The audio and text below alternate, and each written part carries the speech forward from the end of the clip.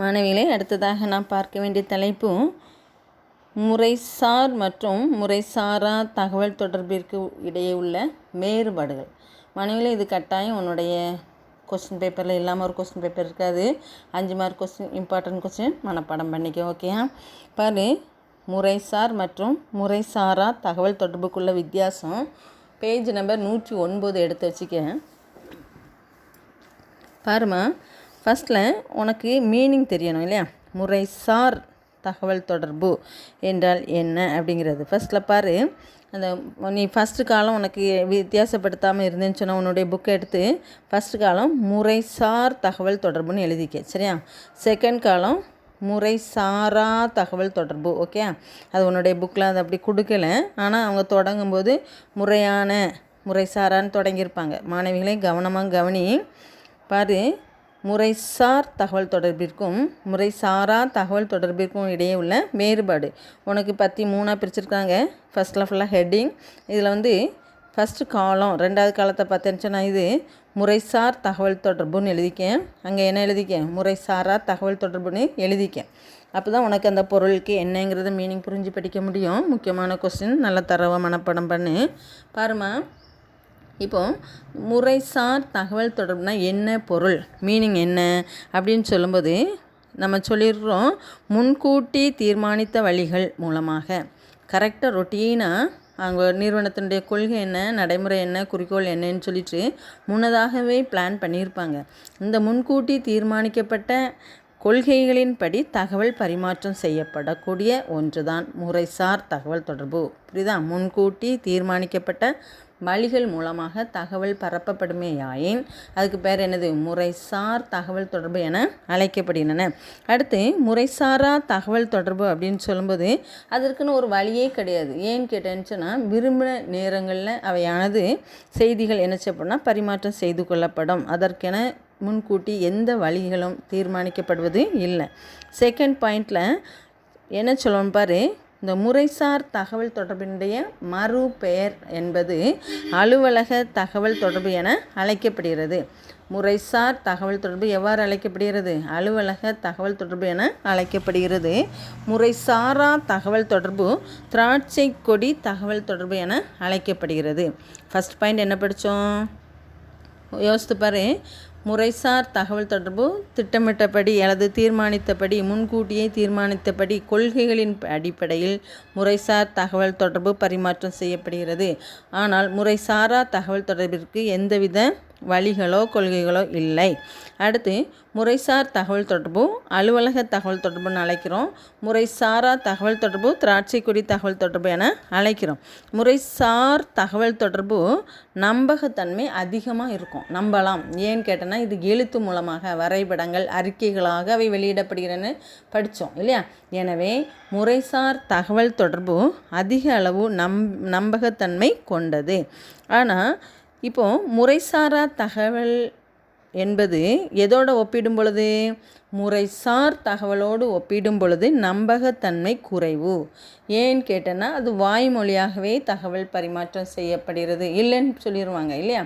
எனவே முறைசார் தகவல் தொடர்பு அதனுடைய வரைபடங்கள் அறிக்கைகளாக நம்ம கொடுக்குறோம், அதாவது எழுத்து மூலமாக அடிக்கிறோம். எனவே அதிக அளவு நம்பகத்தன்மை உடையது.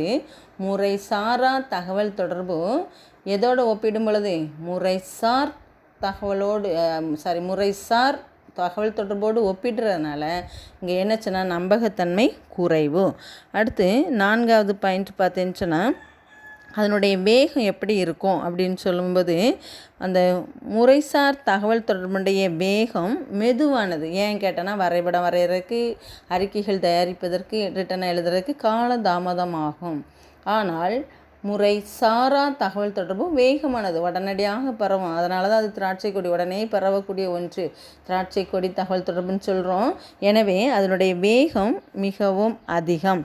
அடுத்து 5வது பாயிண்ட் பார்த்தேன்னு சொன்னால் பாருமா, முறைசார் தகவல் தொடர்பிற்கு ஆதாரங்கள். இந்த ஆதாரங்கள் நமக்கு என்ன சொன்னால் எழுத்துப்பூர்வமாக எழுதி இருக்கிறனால அதுக்கு என்னென்னா பத்திரப்பதிவு ஆவணமாக, அதாவது ஆதார ஆவணமாக காணப்படும். ஆதார ஆவணமாக காணப்படும். முறைசார் தகவல் தொடர்பில் எல்லாம் எழுத்துப்பூர்வமாக எழுதுறதுனால இது ஒரு ஆதார ஆவணமாக செயல்படும். முறைசாரா தகவல் தொடர்பில் எந்த ஆவணங்களும் ஆதாரமாக இருக்காது. மாணவிகளே 5 பாயிண்ட்டை திரும்ப ஒரு வட்டம் ஞாபகப்படுத்துகிறோம். ஃபஸ்ட்டில் மீனிங் கொடுத்துருப்பாங்க. முறைசார் அமைப்பினுடைய மீனிங் என்ன சொல்லலாம்? முன்கூட்டியே தீர்மானித்தப்ப வழிகளின் அடிப்படையில் தகவல் பரிமாற்றம் செய்யக்கூடிய ஒரு முறைசார் தகவல் தொடர்பு. ஆனால் முறைசாரா தகவல் தொடர்பிற்கு எந்தவித வழிகளும் இல்லாமல் தகவல் பரிமாற்றம் செய்யப்படுகின்றன. முறைசார் தகவல் அமைப்பில் மறுபெயர் என்ன அழைக்கிறான்னா அலுவலக தகவல் தொடர்பு என அழைக்கப்படுகிறது.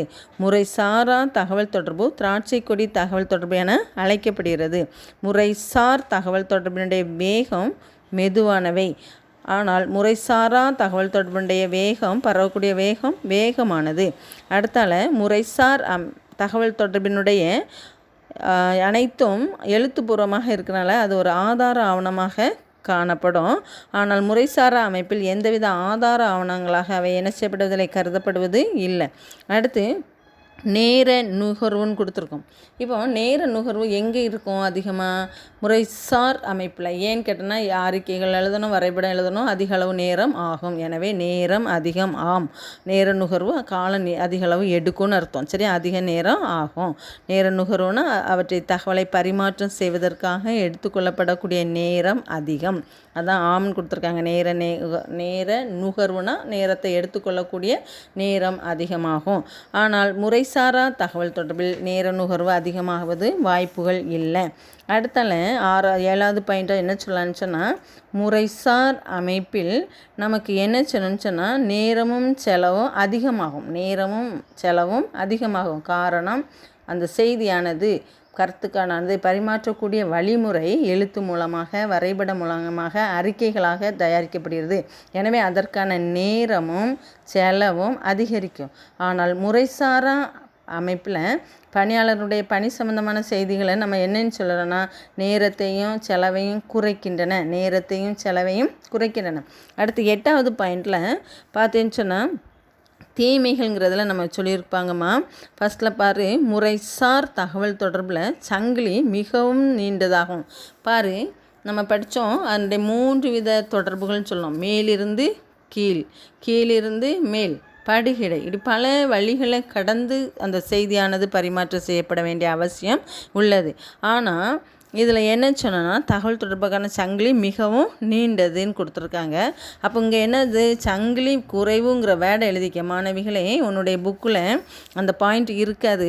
வதந்திகள் பரப்பும்னு கொடுத்துருக்க. அப்போ இதையே நீ கூடுதலாக ஒரு பாயிண்ட்டை எழுதிக்கலாம்.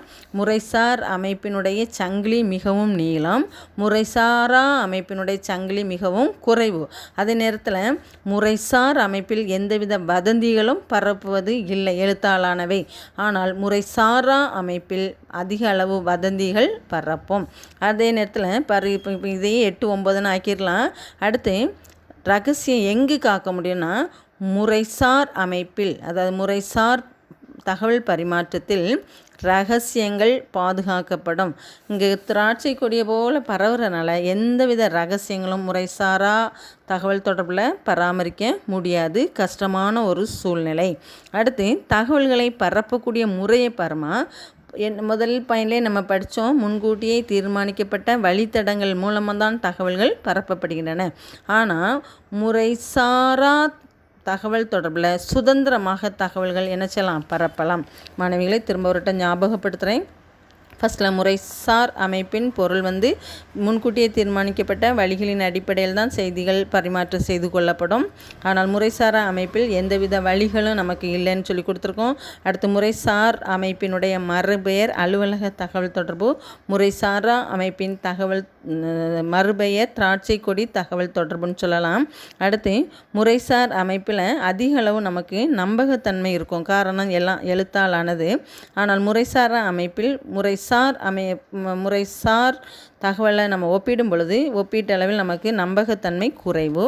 அதே நேரத்தில் முறைசார் தகவல் தொடர்பில் நமக்கு என்ன செய்யணும், அதனுடைய நகரக்கூடிய வேகம் மிகவும் மெதுவானவைன்னு சொல்லலாம். ஆனால் முறைசாரா தகவல் தொடர்பில் கருத்துக்கள் வேகமாக பரவும். அதே நேரத்தில் ஆதார ஆவணம் முறைசார் தகவல் பரிமாற்றத்தில் எல்லாம் எழுத்து மூலமாக இருக்கிறதுனால நமக்கு அது ஆதார ஆவணமாக கருதப்படும். ஆனால் முறைசாரா தகவல் தொடர்பில் அவை ஆதார ஆவணமாக இருக்காதுன்னு சொல்லலாம். நேர நுகர்வு எங்கே அதிகம் இருக்கும்னு சொன்னால் முறைசார் தகவல் தொடர்பில் இருக்கும். ஆனால் நேர நுகர்வு எதுவும் தேவையில்லை எங்கே, முறைசாரா தகவல் தொடர்பில். அடுத்ததாக நேரமும் செலவும் முறைசார் தகவல் தொடர்பில் அதிகமாக எடுக்கும். முறைசாரா அமைப்பில் நேரம் மற்றும் செலவுகள் மிகவும் குறைவு. அது தீமைகள் சொல்லும்போது முறைசார் அமைப்பில் அதனுடைய சங்கிலி தொடர்ச்சியானது மிகவும் நீளம். அதே நேரத்தில் முறைசாரா அமைப்பில், அதாவது முறைசாரா தகவல் தொடர்பில் நம்மளுடைய சங்கிலி வரிசை மிகவும் குறுகியதுன்னு சொல்லலாம். அடுத்தல வதந்திகள் எங்கே பரவாது, முறைசார் தகவல் தொடர்பில் எந்தவித வதந்திகளும் பரவாது. ஆனால் முறைசாரா தகவல் பரிமாற்றத்தில் நமக்கு வதந்திகள் பரவுவதற்கான வாய்ப்புகள் உண்டு. அடுத்தல முறைசார் தகவல் பரிமாற்றத்தில் ரகசியமே பாதுகாக்க முடியாது. முறைசாரா தகவல் பரிமாற்றத்தில் ரகசியங்கள் பாதுகாப்பது மிகவும் கடினம். நல்லா தெரிஞ்சுக்க, ரகசியங்கள் எங்கே பாதுகாக்கப்படும், முறைசார் தகவல் பரிமாற்றத்தில். முறைசாரா தகவல் பரிமாற்றத்தில் எந்தவித ரகசியங்களும் பாதுகாக்க இயலாது. அடுத்தல தகவலை பரப்பக்கூடியது முன்கூட்டியே நிர்ணயிக்கப்பட்ட வழிகளில். ஆனால் இங்கே என்ன சொன்னால் சுதந்திரமாக எப்பொழுதும் தகவல்கள் பரிமாற்றிக்கொள்ளக்கூடிய ஒரு அமைப்பு முறைசாரா தகவல் பரிமாற்றம் என அழைக்கப்படுது. மாணவர்களே, இதை உன்னுடைய புக்கில் நல்லா நீ பாயிண்ட்ஸ் படித்து பார்த்து எழுதி பார்த்துட்டு முக்கியமான கொஸ்டின். ஓகே.